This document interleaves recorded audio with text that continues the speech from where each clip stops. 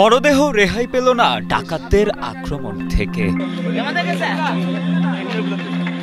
ঢাকা থেকে বাবার লাশ নিয়ে বাড়ি ফেরার সময় অ্যাম্বুলেন্সের সামনে গাছের ডাল ফেলে যাত্রা থামিয়ে গাড়িতে ডাকাতি করে ডাকাতেরা। এমনকি মরদেহের নিচেও টাকা বা মালামাল লুকিয়ে রাখা হয়েছে ভেবে মরদেহের ওপরও চালানো হয় আক্রমণ। গেল 23 মে ভোরে ব্রাহ্মণবাড়িয়ার নাসিরনগরে লাশবাহী একটি গাড়িতে ঘটে এমন ভয়ঙ্কর ডাকাতির ঘটনা। আক্রমণ করছে, তারপর যে গ্লাস ভাঙা বাড়িছে, গ্লাস সাসার উপরে করছে।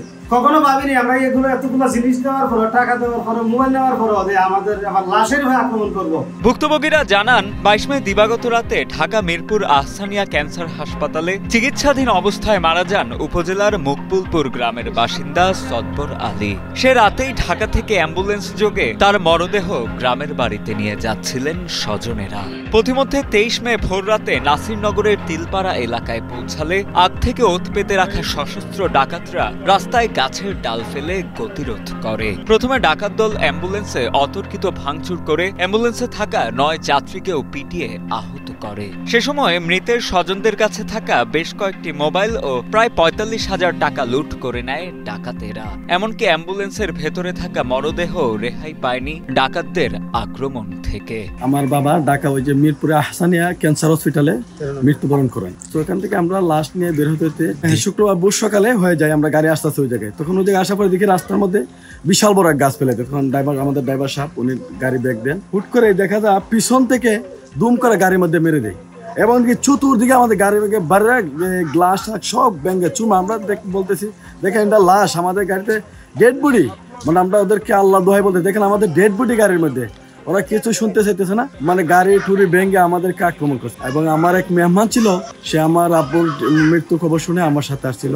ওনার গলা থেকে চেন ছিল, চেনটাও নিয়ে গেছে। সেও ওই জায়গায় আপনার শরীরে আঘাত করছে, গাড়ির মধ্যে আঘাত পাইছে। নিহতের স্বজনেরা জানান কেবল মোবাইল বা টাকা পয়সা লুট করে নিয়ে গেলেও কোনো দুঃখ ছিল না তাদের, কিন্তু ডাকাতিকালে মৃত ব্যক্তির ওপর হামলার বিষয়টি ঘৃণিত কাজ বলে জানান তারা। এমন অবস্থায় জড়িতদের সর্বোচ্চ শাস্তি চান তারা। অ্যাম্বুলেন্স নিয়ে আমরা লাশ নিয়ে বাড়িতে আসার জন্য রওনা দিছি। দুঃখজনক ঘটনা হলো তিলপাড়া এবং আনন্দপুরের পাকে আমরা আসছি প্রায় 12:15 মিনিট হবে। তখন আমাদের ড্রাইভার বলতেছে সামনে তো গাছ, মাল টাল তো নিচে আমাদের ইন্ডোরের সেট এবং বারাম সেট মিলে 5টা সেট নিছে এবং 45,000 টাকা নগদ নিছে। দুঃখজনক কথা হলো যে এগুলা করার পরও যে আমার বাবার লাশের উপর আক্রমণ চলছে, ওইটারই বিচার চাই। অ্যাম্বুলেন্সের ডাকাতির ঘটনায় সরাইল থানায় মামলা দায়ের করেছেন মৃত ব্যক্তির স্বজনেরা। এ ঘটনায় ইতোমধ্যে 2 জনকে গ্রেপ্তার করা হয়েছে এবং বাকিদের গ্রেপ্তারেও পুলিশি অভিযান অব্যাহত রয়েছে বলে জানান ব্রাহ্মণবাড়িয়া সরাইল সার্কেলের সিনিয়র সহকারী পুলিশ সুপার তপন সরকার। শুক্রবার রাতে এই বিষয়ে একটা মামলা হয়।